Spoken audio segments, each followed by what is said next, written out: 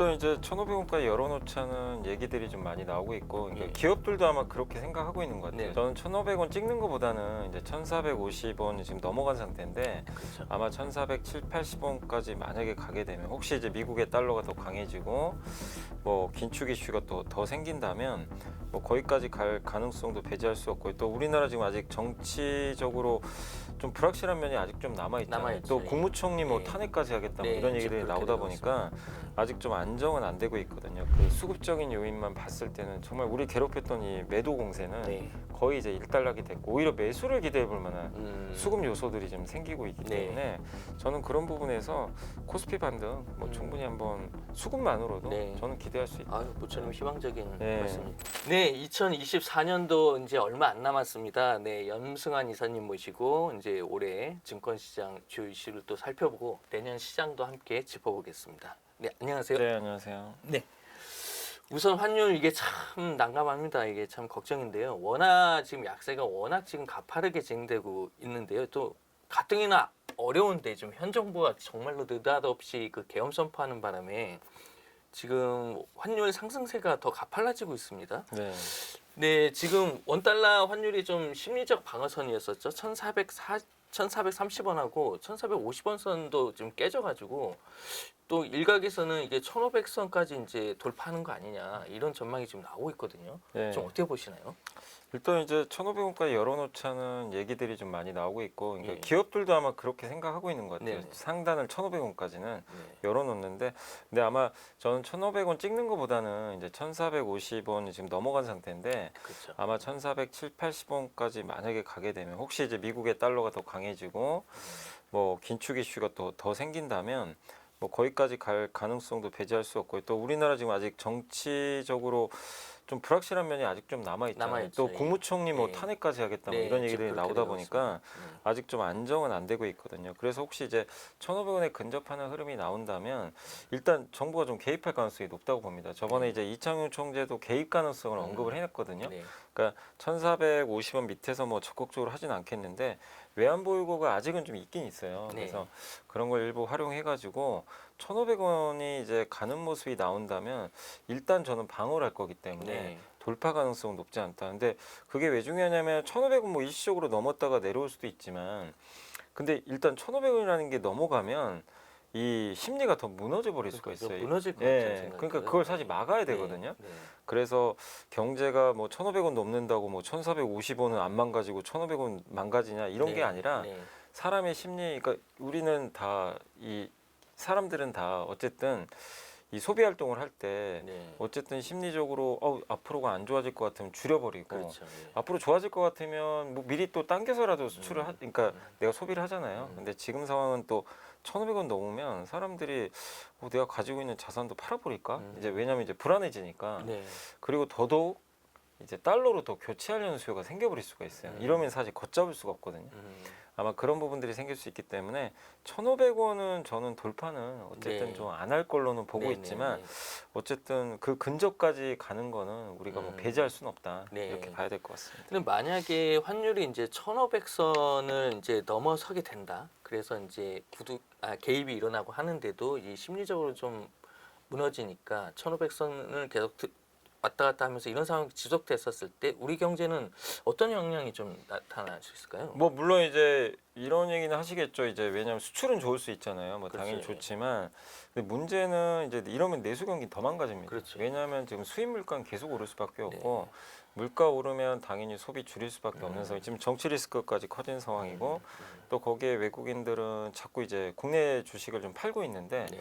국내 자산을 팔 가능성이 높잖아요. 그렇죠. 원화 가치가 떨어지게 네. 되니까 이런 상황들이 이제 반복이 되면 우리가 이제 한번 외환위기 겪어봤잖아요. 네. 외환위기가 지금 올 가능성은 높지 않습니다. 우리나라 외환 보유고가 4천억 달러를 넘어간다고 하니까. 근데 이제 이게 문제가 뭐냐면 충분히 많은 숫자는 맞아요. 왜냐하면 우리나라 단기 외채가 1,300억 달러거든요. 네. 그럼 충분히 갚아요. 네. 갚는데 문제는 점점 고점에서 좀 떨어지고 있어요. 외환 보유고가. 네. 그러면 이 상태로 가서 만약에 3천억대로 떨어지면 네. 이게 이거 4천억대가 이제 풀려버리니까 이 어쨌든 이제 우리나라 전체적인 외환 시장을 보는 투자들의 관점에서도 뭔가 좀 불안감이 느껴지면 불안 심리를 자극하게 네. 되는 거죠. 그러면 네. 이제 더 달러를 사고 음, 어떻게 보면 이제 그 원화를 좀 팔려는 네네. 그런 욕구들이 더 강해지거든요. 일종의 그 티핑 포인트 맞아요. 비슷하게 될 수 그 있다. 4천억 달러 좀 사실 네. 막아줘야 네네. 돼요. 이게 1,400억 달러니까 그냥 무조건 안심할 수는 없고. 그렇죠. 근데 그런 외환 보유고가 만약에 급격하게 감소하는 게 또 보이고 음, 환율이 튀면요. 또 걱정되는 건 그거예요. 지금 뭐 세계적인 신용평가 기관에서 아직은 뭐 한국에 대해서는 신용 유지한다. 이렇게 낙관적으로 얘기를 해줬잖아요. 네. 그들의 생각이 또 바뀌어버릴 수도 있어요. 그렇죠. 그러면은 갑자기 네. 등급 전망이나 이런 게 하향되면 네. 순식간에 네, 순식간이에요. 그냥 네. 이게 바뀌는 건. 네. 얼마 전에 프랑스도 한번 그랬잖아요. 네, 네, 그러니까 네. 그런 맞습니다. 것처럼 지금 이거를 그냥 여유 있으니까 방관한다 이런 것보다도 음, 진짜 우리가 IMF라는 거 누가 상상이나 해봤겠어요. 근데 지금 뭐 IMF는 뜬금없을 수도 있겠지만 네. 어쨌든 1,500원이라는 게 돌파되고 음, 외환 보유고가 떨어지는 모습들이 보인다면 누가 봐도 위기 신호는 분명히 나오는 거기 때문에 네. 이거를 어쨌든 저는 정부가 그러니까 나중에 이게 좀 저는 아쉬웠던 게 뭐냐면 주식시장도 그랬거든요. 증안기금 네. 얘기는 하는데 한 번도 쓴 적이 없어요. 맞습니다. 안 써요. 오히려 증안기금이 조성되면 그게 바닥 같아요. 예, 바닥 그죠? 같아서. 사질은 안 뜨고요. 예. 근데 막상 사진 않고. 그러니까 이제 외환시장 구두 개입은 몇 번 하는데 네. 실제 외환시장에 개입을 잘 안 합니다. 네, 그렇죠. 물론 뭐 안 하는 게 좋을 수도 그렇죠. 있겠지만. 예. 구두 개입으로 끝나면 좋죠. 예, 근데 지금은 또 그런 상황이 네. 아니잖아요. 네. 그래서 저는 어쨌든 정부가 뭔가 좀 개입하는 모습을 좀 보여주면 음, 정부가 그냥 말로만 하는 게 아니구나. 음, 그런 좀 경고를 내릴 수도 있기 때문에 네. 정부가 너무 이제 소잃고 외양간 음. 고치는 그런 모습은 좀 나오지 말았으면 하는 네네네. 좀 바람은 있습니다. 환율이 원달러 환율이 1,500원 선이라는 거는 지금 그때 뭐 과거를 보면은 외환위기, IMF 외환위기하고 2008년에 금융위기 이 정도 수준이거든요. 근데 네. 지금이 그러면 그 정도의 우리가 위기 상황인 건지 그때 상황하고 좀 비교해서 보면 좀 어떤 차이점들이 좀 있을까요? 그때보단 위기는 훨씬 강도가 약하죠, 당연히. 그쵸. 왜냐하면 이제 97년도는 뭐 네. 당연히 외환이기 때문에 네. 그때 환율이 1,900원 갔었고요. 네. 그 다음에 이제 2008년도 금융위기 때는 뭐 누가 봐도 미국이 뭐 망해가는 그림이 네. 나오다 보니까 외환위기가 그러니까 어떻게 보면 이제 금융위기 때문에 환율이 이제 급등했던 케이스니까 정말 우리가 상상 못할 큰 위기가 터진 건 맞아요. 네. 근데 그때만큼은 분명한 위기는 아닙니다. 지금 보면 미국의 주가 지수는 사상 네. 최고치고 네. 미국 경제는 안정화돼 네. 있고 중국도 내년에 돈 풀려고 하고 있고 이런 거 보면 뭐 일단은 글로벌 금융위기나 이런 거랑은 좀 비교할 수 없을 정도로 전 세계 경기 수준은 좀 안정화돼 있기 때문에 결국에 지금의 원달러 환율 이게 1,500원까지 간 거는 여러 요인들이 좀 복합적으로 작용했다. 네네. 그러니까 하나가 터져서 그냥 이게 증폭된 게 아니라 여러 개가 더해져 가지고 좀 환율을 좀 올리고 있는 그런 모습이고 환율에 그래서 상승 속도가 가파르진 않아요. 위기 때는 이렇게 그렇죠. 쭉쭉 치잖아요. 그렇죠. 예. 근데 지금은 어느 그 정도 정도까지는 오르고 아니죠. 또 횡보하고 네네. 막 이런 식으로 네네. 계단식으로 올라가니까 음, 그럼 이거는 결국 두 가지죠. 하나는 일시적인 요인도 있을 거고 음, 하나는 구조적인 게 이제 같이 된 게 구조적인 거 많이 아실 거예요. 네. 우리나라 뭐 지금 한국 개인 투자분들이 미국 주식 많이 사니까 달러 수요가 많은 데다가 이것도 구조적이죠. 그렇죠. 거기다가 네. 미국에 투자를 지금 기업들이 워낙 많이 하죠. 예전보다 IRA 법안 때문에 네. 공장 짓고 네. 이런 수요도 그러니까 기본적으로 기업들의 그 달러 수요도 많이 늘어난 상황이고 그다음 미국의 정책도 달러 우선주의죠. 어떻게 보면 미국 우선주의니까 그렇죠. 예. 그러다 보니까 이런 것들은 사실 좀 고착화되는 것 같아요. 음, 그러니까 이거는 그냥 구조적입니다. 그래서 올라간 게 1,300원 후반이에요. 여기까지는 그래서 과거보다 환율이 1,300원 후반이어도 낮은 건 아니지만 그거 가지고 우리가 위기라고 할 수는 없어요. 근데 이제 1,450원까지 간 건 약간 이제 일시적 위기가 좀 닥친 거예요. 네. 이제 뭐냐면 두 가지 측면인데 첫 번째가 이제 우리나라만의 정치 리스크. 이건 분명 위기죠. 그렇죠. 예, 그래서 1,450원까지 한번 갔던 거고, 근데 이거는 영원할 건 아니란 말이에요. 언젠가 정치 리스크는 끝납니다. 네. 근데 그 시간이 얼마나 걸리느냐, 네. 이게 좀 관건이고, 네. 두 번째는 미국 연준이 갑자기 생각을 바꿔버렸죠. 음, 너무 매파적으로 갑자기 네, 바뀌어버린 거예요. 그렇습니다. 근데 사실 이것도 저는 이제 오래갈 이슈로는 안 보는 게 이미 지금 매파적으로 하는 건 또 반영을 한 상태인데 혹시 내년에 트럼프가 정책을 생각보다 약하게 하면 그리고 물가가 생각보다 또 안 높으면 금리 4번 인하 또 할 수도 있는 거예요. 네. 예, 그러니까 2번 한다고 지금 바꿨잖아요. 네. 그러니까 약간 유동적이라는 거죠. 네네. 근데 안 좋은 걸 미리 반영을 했기 때문에 여기서 또 더 나쁘게 볼 건 별로 아니라는 거죠. 그래서 그런 측면을 보면 지금 이제 1,400원 넘었던 그 두 가지 이유들은 저는 어쨌든 그렇게 아주 오래 갈 만한 이슈라기보다는 어느 시점에서는 좀 끝이 나지 않을까. 그래서 우리가 예전에 97년과 2008년의 금융위기랑은 좀 분명히 다르다. 네. 예, 이렇게 보시면 되겠고 다만 그때랑은 명백하게 다른 게 달러 수요가 구조적으로 많아진 건 확실하기 때문에 옛날에 이런 쇼크 나고 나서 다 환율 1,100원대까지 다 다시 떨어졌어요. 내려왔는데 그 정도까지는 이제는 그렇게 예, 못 가요. 예, 이제 그렇죠. 1,300원 이상은 기본적인 수요 때문에 올라갔던 측면이기 그냥, 때문에 그래서 예. 예전보다 높은 환율은 계속 이어질 수밖에 그렇군요. 없는 것 같습니다. 네, 네. 연준 얘기를 안 그래도 좀 이제 해야 될 것 같은데요. 12월에 이제 FOMC가 금리를 이제 0.25% 포인트 인하를 했는데, 근데 시장은 지금 반응을 보면 12월 이제 금리 인하보다는 내년 금리 수준에 좀 더 초점을 맞추고 있는 것 같습니다. 근데 연준이 예상보다 말씀하신 대로 매파적 전망을 보였는데 이거 좀 어떻게 평가하시나요? 그러니까 연준이 원래는 이제 내년에 4번 하는 게 시장의 예상인데, 근데 이제 FOMC 열리기 전부터 그 시장의 예상이 조금씩 이제 바뀌었죠. 네. 뭐냐면 내년에 금리 생각보다 덜 낮출 것 같다. 음. 왜냐면 그게 이유 중에 하나가 가장 컸던 게 트럼프 때문에. 네. 트럼프 정책 자체가 관세 올리고 거기다가 이민자를 추방시켜 버리겠다. 네. 근데 미국의 지금 서비스 물가가 상대적으로 높은 편인데 서비스 물가 중에 제일 중요한 게 그거거든요. 그 이제 임금이라 그러죠. 우리가 월급 같은 거. 임금 상승률이 높은데 이게 이유가 있죠. 지금 미국 사람들이 일을 예전보다 많이 안 하려고 하다 보니까 네. 일자리는 이제 기업들은 구인을 하는데 어, 사람이 부족하니까. 근데 그걸 채워준 게 누구죠? 이민자들인데. 이민자죠. 예, 채워줬는데 네. 이민자를 추방시켜 버리면 다시 이제 기업들은 네. 이제 사람이 없으니까 높은 임금을 또 지급을 해야 된단 말이에요. 노동자 우회 시장으로 되는 예, 거군요. 이제 그걸 좀 걱정하는 네. 거예요.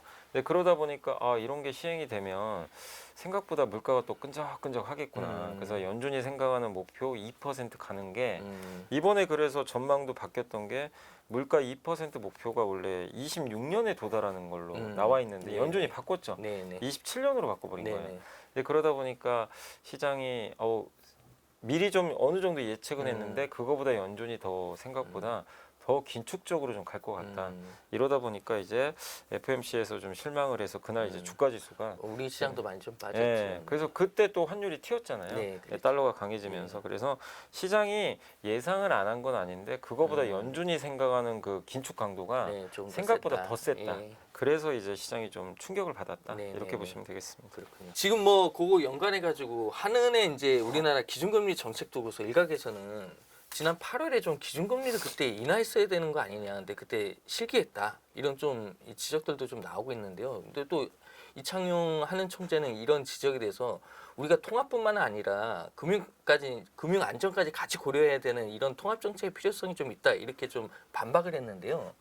여기에 대해서는 좀 어떻게 보십니까? 근데 저도 개인적으로 8월에 좀 금리 인하 했어야 된다고 생각을 해요. 왜냐하면 이제 실제로 뭐 저도 주식시장에 있고 많은 또 이렇게 실제로 이제 생업에 종사하신 분들이나 네. 다 체감하잖아요. 그렇죠. 뭐가 안 좋아요. 네. 안 좋은 게 이미 그때부터 좀 느껴지기 시작을 했고 그래도 그때 수출은 그렇게 나쁘지 않았는데 이미 내수 경기는 네. 안 좋은데 근데 이제 그때 금리 동결을 하는데 이유가 부동산 때문에 예, 부동산을 좀 잡아야 되기 때문에 가격이 네. 튀니까 네. 근데 이제 결국엔 뭐 물론 이제 지금 뭐 결과론적인 얘기긴 하지만 결국엔 뭐 부동산이 조금 그때보다 진정은 된 건 뭐 물론 맞겠지만 네. 근데 뭘 놓쳤죠? 결국 내수 경기가 더 안 좋아, 더 뭐 악화됐어요. 어떻게 해야 될지 모르겠네요. 그러니까 이제 이 중앙은행장의 책무가 그거잖아요. 제일 중요한 게 이거는 뭐 파월 의장도 마찬가지죠. 네. 경기하고 네. 물가 잡는 거죠. 네. 그러니까 경기는 부양시켜야 되고 네. 물가는 안정적으로 그쵸. 유지시켜야 네. 되는 거죠. 이 두 가지 책무가 제일 중요하고요. 네. 저는 금융 안정도 물론 중요해요. 근데 우선순위 이쪽에 있어요. 그렇죠. 여기가 우선인데 네.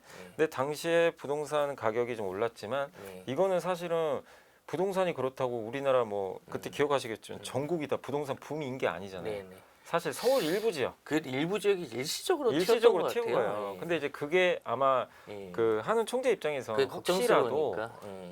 이거 또 안 잡으면 네. 혹시 이 지방으로까지 다 번져서 부동산 법으로 오면 어떡할까 그렇죠. 이걸 먼저 좀 생각했는데 네. 근데 아쉬운 거는 그걸 그때 그렇게 좀 생각한 거는 좀 아쉬운 결정 아니었나 더군다나 지나놓고 보니까 예. 더 그때 당시 그런 타이밍이, 상황이 또 아니었던 예. 거고 예. 그리고 그때 누가 봐도 우리는 이미 물가 이미 꺾이고 있었거든요. 음. 미국보다 더 꺾인 상태였고 그 상황에서 금리 인하를 주저할 이유가 없었어요. 왜냐하면 우리 한국 경기는 이미 수출은 상반기에 꺾이고 있었고 조짐이 보였고 거기에다가 뭐 국내 내수 경기는 정말 최악으로 가고 있던 예. 상황이었죠. 그렇죠. 근데 그 상황에서 좀 미국이 아직 그때 금리 인하를 못했잖아요. 네. 그러니까 더 실기였던 게 뭐냐면 미국은 9월에 예상과 다르게 0.5를 낮춰버렸어요. 네, 한 네. 방에. 그러니까 이제 한국은행에 좀 이거 약간 네. 실수 아니었냐. 그렇죠. 그래서 네. 물론 뭐 이창용 총재 뭐또 고심을 하셨겠지만 네. 뭐 어쩔 수 없습니다. 결과론적인 거니까 그러니까요. 지금 결과로 네. 평가하면 당시의 결정은 좀 아쉬울 수밖에 없다. 맞습니다. 이렇게 볼 수밖에 없는 것 같습니다. 글로벌 투자은행 또 전망에 따르면은 이제 국내 정치 불안에다가 이제 도널드 트럼프 이게 행정부 이제 통상 불확실성이 더 증대되고 있으니까 경기 부진 우려가 이제 더 증폭이 되고 있고 이 때문에 하느니 예상보다 이제 빠르게 기준금리를 좀 내릴 것이다. 이런 또 전망도 나오고 있거든요. 여기에 대해서는 좀 어떻게 보십니까? 기본적으로 제가 투자은행들이 이렇게 나오는 뭐 기사나 이런 네. 자료들을 보면요. 매년에 대부분 3번 인하는 기본이에요. 그러니까 뭐죠? 지금 3%죠, 네. 우리가. 2.25까지는 다 보더라고요. 최소한 네. 2.25고 좀 많이 보는 데가 2%. 네. 그러니까 1%까지 그냥 1%를 이제 4번 낮춰서 네. 하는 네. 거죠. 그래서 아마 2% 아니면 2.25 정도로 결정이 될 것 같은데 근데 그럴 수밖에 없는 상황이에요, 지금. 왜냐하면 지금 여기에 정치 리스크가 더 커졌기 때문에 그렇죠. 그래서 예. 저는 제 개인적으로 봤을 때는 원래 저도 한 2.25까지 내릴 것 같다. 음. 원래 11월에 한국은행이 그때 대부분 또 동결 예상했는데 갑자기 네. 또 인하해 버렸잖아요. 네. 그러니까 이제 그거 보면 아 지금 한국은행도 심각성을 좀 이제 네. 인지하고 네, 있구나. 그렇게 보면 생각보다 금리 인하를 더 세게 하겠네. 그랬는데 한 달 후에 계엄 이제 사태가 터져버리니까 그래서 2%까지 낮출 가능성도 있습니다. 저는 어쨌든 기왕이 낮출 거면 네. 금융 안정을 지금 생각할 게 아니라 네. 지금 금융 안정이 아니라 이게 우리가 법을 걱정할 때가 그러니까요. 아니잖아요. 지금 지금 앞에 불이 나고 있는데 그 다음은 너무 지금 네 맞아요. 한가한 지금 얘기일 그렇다고 수가 주식 있죠. 시장은 예. 좀 최악으로 가고 있기 네네네. 때문에 지금 법을 걱정할 게 아니라 그렇죠. 지금 어쨌든 우리나라 내수 예. 또 거기 수출도 지금 안 좋은 실물 상황. 경제가 지금 안 좋은 너무 안 좋으니까 그래서 일단 그것부터 살리고 봐야 되거든요. 네. 근데 미국 연준이 잘하는 것 중에 하나가 네. 그때 당시에 작년에도 그랬죠. 그 실리콘밸리뱅크 사태 아, 터지자마자 예. 어쨌든 이제 돈을 좀 풀었죠. 네네. 직접적으로 풀진 네. 못했지만 네. 근데 어쨌든 그렇게 굉장히 발 빠르게 움직이더라고요. 네. 근데 어쨌든 우리나라도 마찬가지로 이런 뭔가 지금 그 위기상이 좀 닥쳤을 때 좀 과감하게 통화 정책을 할 필요도 있다. 그래서 저는 개인적으로 최소 2.25는 뭐 기본이겠지만 2%까지 좀 이 떨어뜨릴 가능성도 높다고 좀 보고 있고 네. 또 그 이유가 우리나라 이제 물가가 2%가 안 돼요. 이제 네. 1%대로 떨어져 버렸어요. 이렇게 되면요. 이게 뭐가 문제냐면 이대로 가만히 두잖아요. 네. 나중에 디플레 갈 수도 있어요. 그러니까요. 이 상태로 예. 가면. 네. 디플레의 늪에 빠지면 네. 우리 일본, 중국 다 봤잖아요. 네. 이거 딱 이게 다 벗어나기가 먹는 되게 거죠. 어렵습니다. 예. 사람들이 소비를 안 해요. 그렇죠. 계속 미룹니다. 예. 그러면 이제 끝없는 악순환이 반복돼요. 네. 그래서 물가가 너무 낮아도 이게 문제가 심각해지거든요. 근데 지금 1%대 물가면 일단 물가는 잡았잖아요. 네. 그러면 금리 인하를 해도 네. 큰 문제가 없어요. 근데 이제 한국은행이 지금 제일 힘든 게 뭐냐면 환율이 너무 튀니까 네. 이거 환율 생각하면 금리 인하하면 네. 또 더 튈 거거든요. 그렇죠. 그러니까 이제 이것 때문에 아마 못할 수도 있어요. 또 주저주저 할 수도 있어요. 근데 금융이. 이게 환율이 이 금리 때문에 확실히 연동되는 것 같지도 않은데 네. 지금 보면은 또 그래서 이게 만약에 이런 거죠. 우리나라 원화 가치는 음. 여러 가지 요인 때문에 작용하는 거죠. 뭐 금리에도 그쵸. 영향을 받지만 네. 지금 우리나라 원화 가치가 안 좋은 이유는 결국 네. 경기 때문이거든요. 네. 그러면 일단 먼저 경기를 잡기 위해서 금리를 낮춰주고 추경이 있죠. 네. 추경도 좀 할 것 같아요. 그렇죠. 그런 것들을 해서 돈을 쫙 좀 풀어주면 그러면 저는 오히려 원화값이 음. 더 안정화될 거라고 봐요. 왜냐면 이제 나중에 이런 경기 좋아지겠지? 이러면서 한국 경기에 대한 또 기대감이 생기거든요. 네. 그러면서 금융시장이 빠르게 또 안정화되고 그러면 원화값도 오히려 이 어떻게 보면 금리를 낮췄는데도 원화값이 또 오를 수도 있는 거거든요. 그래서 저는 어쨌든 한국은행이 좀 빠르게 기준금리를 내리는 네. 그런 부분은 일단 좀 상반기 중에 좀 네, 필요하다. 네. 이거를 상반기에 그냥 또 이거 또 금융 이 부동산 신경 써야 되고 환율 또 혹시 이렇게 이런 거 체크하다가 또 실개해 버리면 이제 진짜 걷잡을 수 없지 않을까. 저희 또 몇 달 뒤에 또 하느님 그때 쉬겠다 이렇게 하면 안 되는데요. 예. 예. 그래서 이번엔 좀 빠르게 네. 좀 한번 결정하셨으면 좋을 것 같아요. 우리나라 증시 얘기 또 안 할 수 없죠. 네. 금융시장이 일단은 미국 통화 정책에 대한 그 매파적 스탠스 이걸 좀 어느 정도 좀 선반영했다 이렇게 좀 보시나요? 네, 선반영은 네, 어느 정도 충분히 했고요. 됐다. 이제 네. 그때 한번 그 이제 FOMC 끝나고 나서 하루 또 증시가 한 이틀 급락을 했거든요. 그렇죠. 2,400도 네. 한번 살짝 깨졌는데 그렇죠. 예. 그래서 이제 반영은 좀 했고 다행히 근데 미국 시장이 또 빠르게 회복이 되고 있고 그리고 미국의 개인 소비 지출 물가 지수가 FOMC 끝나고 나왔는데 생각보다 괜찮았어요. 물가가 이제 떨어지기 시작을 했고 네. 또 서비스 물가, 주거비나 이런 것들이 좀 잡히는 모습들이 좀 나와줬기 때문에 네. 일단 미국 통화 정책에 대한 이제 과도한 그런 부분들은 어느 정도 좀 선반영했고 또 트럼프가 이제 이런 거죠. 또 이제 투자들이 봤을 때 지난 주말에 예산안이 어쨌든 이제 합의가 됐죠. 극적으로. 임시 셧다운을 이제 임시 예산안을 확보했기 때문에 셧다운을 면했는데 약간 이제 그런 걸 보셨을 거예요. 트럼프가 원하는 건 이번 예산안에서 부채 한도 없애라. 네. 이걸 담기를 원했는데 네. 그거 안 당겼죠. 네. 이번에 왜냐면 공화당 의원 38명이 반대표를 던져버린 거예요. 아마 트럼프가 좀 적잖이 놀랬을 네. 것 같아요. 네. 내가 좀 이게 이제 그러니까 공화당을 좀 장악했다고 네. 생각했는데 내 마음대로 안 된다. 내 마음대로 이게 안 되네 예. 생각보다. 그 얘기 뭐냐면 트럼프가 워딩을 되게 세게 하고 막 굉장히 공격적으로 막 관세 부과하겠다. 근데 국회의원들이 만약에 반발할 수도 있어요. 특히 네. 보편 관세는 그거는 제가 봤을 때 이제 중국의 관세 부과는 지금 하고 있잖아요. 그렇죠. 지금도. 네. 높이는 건 큰 문제는 없을 것 같아요. 네. 근데 이제 전 세계 10% 관세 네. 부과겠다.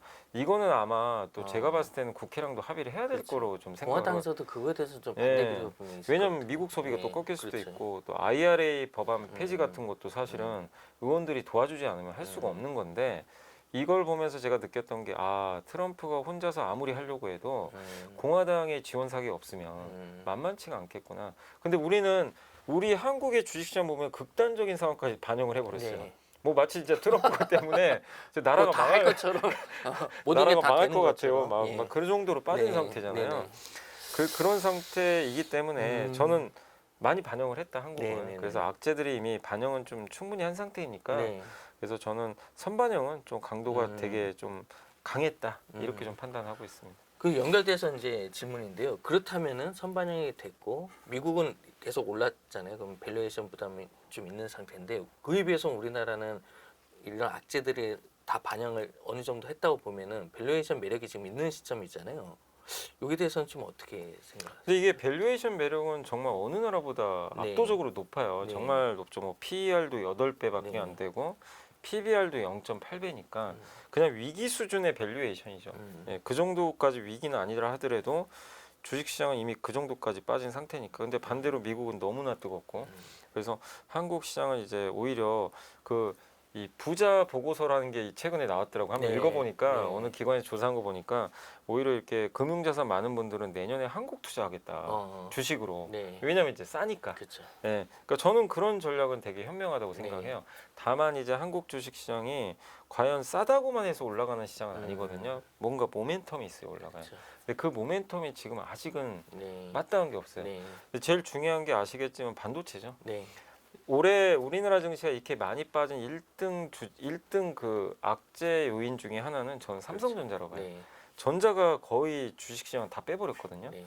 올해 9월 이후로 외국인이 한 19조 팔았대요. 네. 근데 삼성전자를 18조 팔았대요. 그러니까. 삼성전자만 판 네. 거예요. 사실상. 음. 그러니까 결국엔 결자 해지라는 네. 말처럼 내년에 코스피 올라가려면 삼성전자가 이걸 끊어줘야 돼요. 이 고리를.